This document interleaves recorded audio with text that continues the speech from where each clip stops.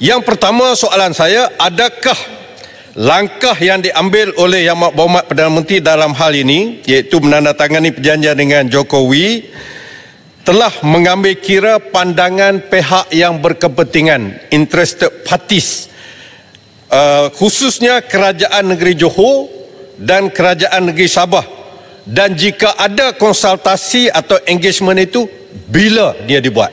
Soalan pertama. Soalan yang kedua, sekiranya kerajaan tidak mahu lagi menggunakan pakai nasihat pakar-pakar maritim yang saya sebutkan tadi, saya mahu tahu, adakah sekarang ini kerajaan mempunyai penasihat baru di dalam aspek maritim yang dirundungi oleh pihak kerajaan? Jika ada, sila nyatakan siapa penasihat baru ini.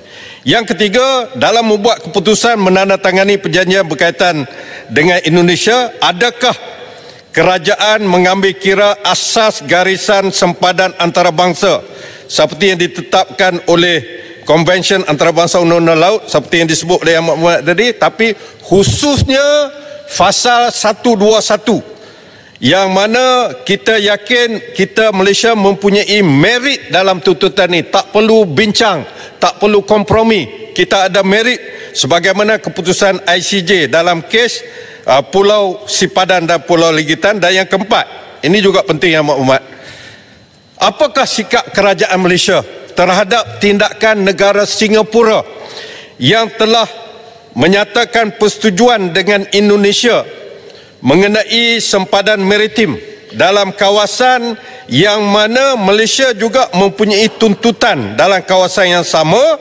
iaitu dalam kawasan 3 batu nautika daripada pantai Johor. Itu 4 soalan saya. Terima kasih Tuan Yang Ketua. Terima kasih Kata Baru. Apa dia soalan Kata Baru?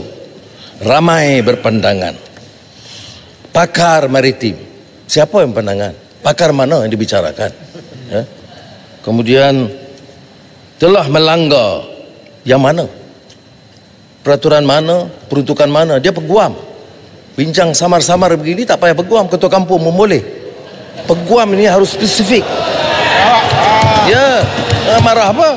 Jawablah. Nombor 1, apakah pandangan pihak berkepentingan? Johor,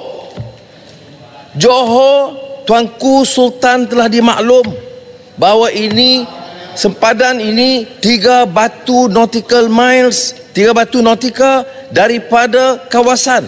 Ini jauh, tidak termasuk perbatasan Johor. 1. Sabah tidak dimeterai dalam hal ini. Ketua Menteri Sabah dimaklum bahawa memuktamadkan Pulau Sebatik dan kawasan yang melibatkan Tawau dan Sabah itu ditangguh sehingga ada persetujuan baru kerana kita belum bersetuju. Saya ada cakap tadi, dengarlah. Soalan kedua, pakar maritime. Pakar maritime mana? Saya dah sebut nama-nama. Kementerian Luar, Jabatan Maritim, MKN, Peguam Negara, Jabatan Ukur dan Pemetaan, Hidrografi Malaysia. Menteri Luar dan Kementerian Luar yang menjalankan kebanyakan tugas itu. Tapi sebelum saya meterai, perjumpaan akhir saya masih berdepan dengan mereka.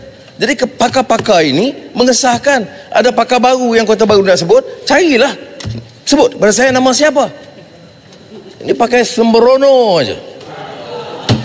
Baik, dan semua mengikut peraturan asal sempadan 121, tidak ada pelanggaran langsung.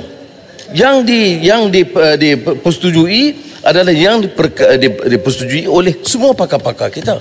Ya. Yang tidak dipersetujui, yang kita agak ambil berat sikit tentang kawasan perairan Tanjung Pelepas, tidak terlibat.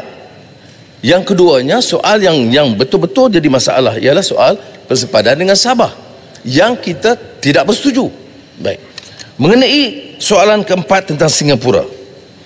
Singapura dan Republik Indonesia itu buat perjanjian 2009. Masa itu paguh, beras semua dalam kerajaan. Dan apa yang kita lakukan sampai sekarang, Yang Berhormat harus tahu ya, perjanjian Singapura Republik Indonesia perjanjian 2009 itu telah dibantah oleh kerajaan Malaysia. Dan saya telah maklum kepada Presiden Jokowi bahawa kita tidak boleh terima yang ini kerana ia menjejaskan kepentingan Malaysia. Baik. Jadi penjelasan saya 4 soalan ini itu hanya digunakan sebagai ruang politik murahan. Sebab mana mungkin, ya, kalau disebut, pakar mana, sebut pakar mana, perjanjian mana yang dilanggar, peruntukan mana yang dilanggar, kawasan mana yang diserah kepada Indonesia yang mengabaikan kepentingan kita.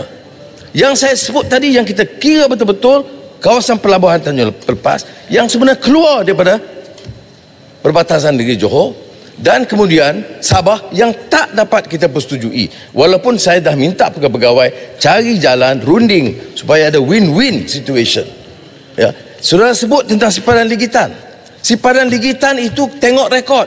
Yang pergi runding dengan Presiden Soeharto itu saya sebagai Timbalan Perdana Menteri untuk memberikan mengambil keputusan dipersetujui oleh Presiden Soeharto untuk bawa sipadan ligitan. Nak mengamuk pasal apa?